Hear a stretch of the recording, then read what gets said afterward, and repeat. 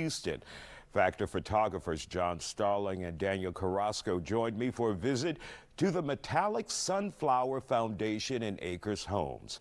It's been around since 2023, created in hopes of giving fresh food to the monthly Chamber Farmers Market and the community. So, Cece, did you ever imagine yourself being a farmer in the middle of Acres Home? No. What is that like? No, it's crazy. I grew up in Acres Home. I went to Highland Heights Elementary. I went to Waltrip. So I am from Acres Home. I grew up like right down the street. But even getting into agriculture was just like another step that I was like, okay, y'all, we need help. I'm not gonna talk about it, I'm gonna do something about it. And so partnering up with Acres Home Community and the farmers market, I got a chance to put my agriculture skills, well, to the test. And as you can see, that this is something that I've actually been so proud of, and I'm so like proud to even say that I can help people in ways that I never even dreamt.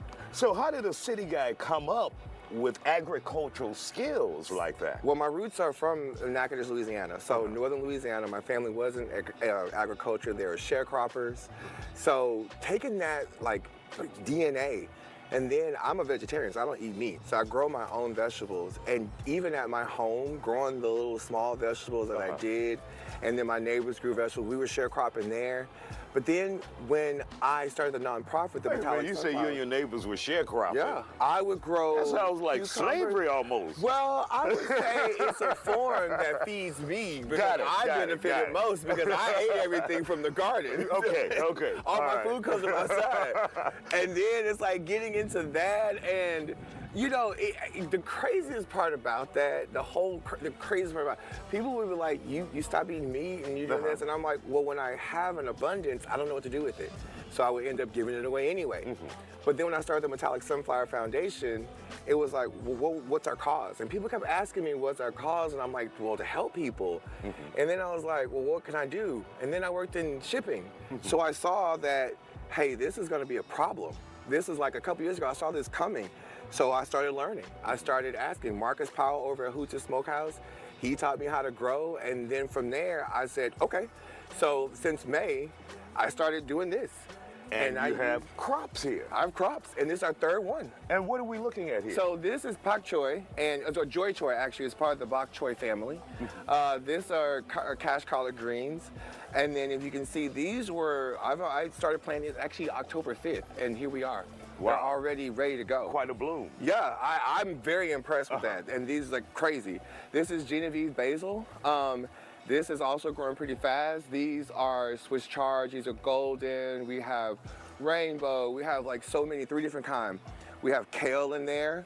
This over here is our collard greens, and we have arugula at the top and spinach. So this is a little nursery. Spinach is taking a little time.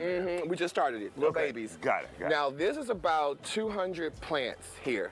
So the top, the kale is about 150, I'm sorry, the arugula is about 150, and it's about 200 of the spinach. So all that lives in this little square footage. Got it. So we can feed more than like a 5-mile radius of here. And then this is where we're ending up at. This is everything that's ready to go. Now, this is joy choy, and this is like the kale, this is the collard greens, this is everything in here. And this is where we harvest from, and this is where the people can come purchase.